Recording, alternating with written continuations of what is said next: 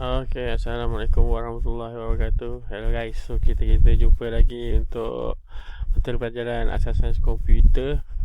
Kita masih belum habis lagi bab 2. Tak apa, kita go slow, banyak lagi masa. Jadi hari ni kita akan pergi sambungan. Yang sebelum ni kita dah belajar tentang apa faktor-faktor yang penting untuk menentukan resolusi sesebuah image. Jadi kita boleh tengok dulu. Okey. Yeah.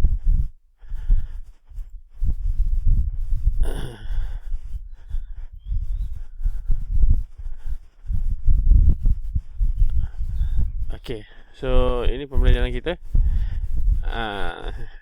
Bab 2 masih dalam perwakilan data. Dan hari ni saya nak sentuh sikit saja tentang jenis file image. Okey. Kita sebelum ni kita dah pun mengetahui bahawa untuk menentukan sesuatu ketajaman image itu kita perlu tengok kepada resolusi dia, dimensi dia dan juga kedalaman bit warna. Resolusi ni berapa dia punya dot lah, berapa banyak dot per inci dia. Kemudian dimensi ni berapa kali berapa. Dan kemudian kedalaman warna dia berapa banyak bit yang kita pakai. Okey. Jadi sebenarnya ada banyak jenis image. Kalau awak tengok, ini adalah file format dia. Format tu kalau macam maksudnya kalau kita buka dekat desktop tu, dekat belakang dia akan ada .jpeg. Contohnya gambar satu .jpeg macam tu. Okey. So kalau ikut jadual yang saya bagi ke depan, ada dua jenis grafik, raster dan vektor. Tapi awak tak perlu tahulah. Sebab kita dekat Malaysia ni kebiasaannya sebagai pengguna biasa, kita banyak menggunakan raster. Raster ni mana image itu terbentuk daripada dot by dot. Okey. Maksudnya image tu kaku. Maksudnya kalau kurang dot dia akan pecah, kalau lebih dot dia buat lagi sharp. Tapi kalau orang yang buat grafik, biasa dia orang akan gunakan vektor. Vektor ni sebenarnya persamaan matematik X dengan Y. Jadi dia akan dapat satu lengkungan. Lengkungan tu yang akan buat bulat dia dapat sharp. Semua image dia nampak sharp. Macam tu lah. Biasanya kalau dekat Malaysia ni orang guna file AI ataupun Adobe Illustrator. Jadi kalau kita dah edit dekat Photoshop, gambar tu tak sharp, kita nak sharpkan tepi-tepi dia, kita pindah pada AI, dia boleh jadi sharp. Okey, tapi untuk anda, sebenarnya untuk kita punya syllabus ada 4 jenis file yang awak perlu tahu lah, yang perlu hafal dan perlu tahu. Okey, sebab ini yang biasa masuk dalam exam.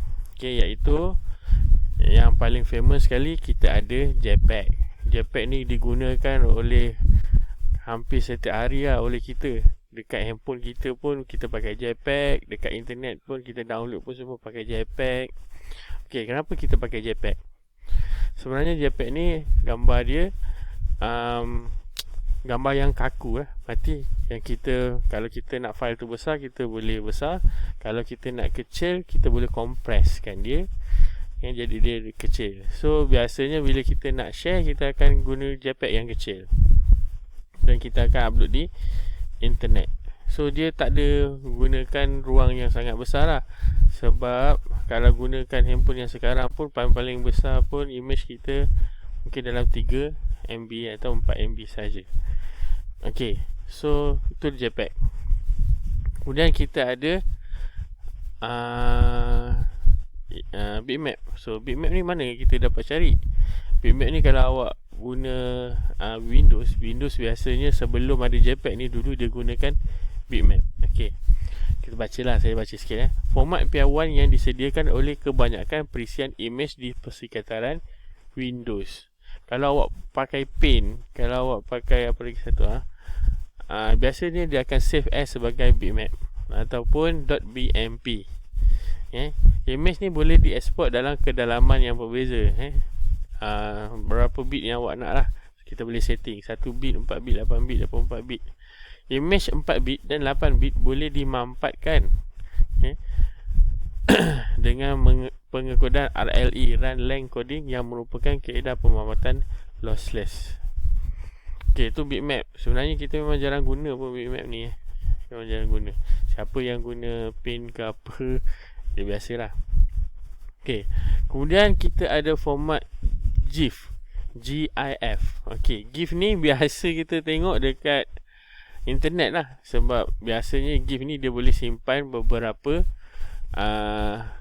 image dalam satu file. Sebab tu kadang-kadang gambar GIF ni, gambar yang kalau perasan gambar yang boleh bergerak-gerak. Tapi biasanya 3-4 pergerakan je lah. Okay, sebab apa? Sebab apa? Sebenarnya GIF ini adalah file yang kecil. Dia hanya simpan warna-warna yang basic saja kat dalam tu. Dia menggunakan kaedah pemampatan algoritma, dan ianya berkesan bagi tujuan memadatkan sesuatu data. Sering digunakan untuk menyimpan grafik asas. Biasanya digunakan untuk buat ikon, butang, garisan atau imej-imej kartun, yang mana imej sangat simple lah untuk diwarnakan, dan dan vektor dia pun sangat simple. Menggunakan format grafik 8 bit. 8 bit ni yang terbit yang pertengahan lah, yang mana ia mampu memaparkan imej sehingga 256 warna sahaja. Kalau kita guna JPEG, jenis JPEG tu dia boleh sehingga 6 juta warna kalau tak salah saya. Tapi yang ini 256 warna berbeza. Maksudnya dia adalah file yang simple lah. Okey, dan akhir sekali kita ada tagged image file atau kita panggil sebagai TIFF. Okey, TIFF ni bila pula digunakan? TIFF ini digunakan bagi tujuan menyimpan file image yang dihasilkan oleh peranti-peranti seperti scanner, frame grabber ataupun perisian-perisian grafik. So dia memang untuk grafik yang dia scan lah, yang dia copy. Kemudian merupakan antara piawaian format file grafik yang seberguna dan diterima dengan meluas bagi tujuan pengubahsuaian imej-imej warna, hitam putih dan sebagainya. Biasanya orang guna dekat scanner lah benda ni, TIFF. Tapi scanner sekarang pun banyak dah tukar terus kepada JPEG. Sebab TIFF ni sebenarnya file dia sangat besar dan digunakan untuk grafik. Itulah kalau kita nak faham. Okey, kalau awak boleh buka buku teks muka surat 48, penerangan dia agak berbeza di situ. Contohnya dia kata untuk JPEG, okey, JPEG ini sebenarnya bukan 6 juta warna. Sebenarnya JPEG ini dia boleh sesuai untuk imej yang mempunyai antara 256 hingga 16 juta warna. Sebab itulah JPEG ini biasa kita gambar-gambar JPEG ni gambar yang real, gambar pemandangan, gambar kita, sebab dia boleh hasilkan sehingga 16 juta warna. Dan data imej ini boleh dimanfaatkan untuk mengurangkan size file. Macam kita lah, kalau kita dah ambil gambar tu guna Oppo yang 108 megapiksel, kita nak share dengan member, memang file dia sangat besar. So kita boleh manfaatkan. Dia manfaatkan maksudnya kita kurangkan dia punya resolusi. So jadi gambar tu tak berubah, dia sama, cuma kita tak boleh lah zoom dia jadi besar, nanti dia pecah. Tapi untuk hantar dalam handset tak ada masalah, kita boleh manfaatkan dia. Kemudian size file lebih kecil membuatkan kita boleh share, kita boleh transfer, kita boleh muat turun dengan mudah. Okey, walau bagaimanapun pemaparan ni mengurangkan kualiti image. Dia akan nampak kurang kualiti lah, mungkin dari segi, yalah macam saya cakap tu, kita tak boleh zoom, nanti dia pecah dan sebagainya. Okey, tapi itulah kita memang biasa dengan JPEG. Kemudian GIF. Okey, kalau dalam buku teks ni kata GIF dia hanya boleh menghasilkan sehingga 256 warna, tak banyak, sikit saja. Jadi GIF ni dia biasanya untuk benda-benda kecil saja, tapi dalam bentuk grafik. Okey, dia boleh berubah-ubah. Okey, biasanya dalam ikon. Kalau kita selalu tengok dalam kartun lah, kartun yang berubah-ubah dekat handphone kita tu kan, tu gambar GIF lah. Okey, dia sangat kecil lah, dia sangat kecil file dia, dan dia dia boleh menyokong simple animation. Okey, kemudian kita pergi pula bitmap.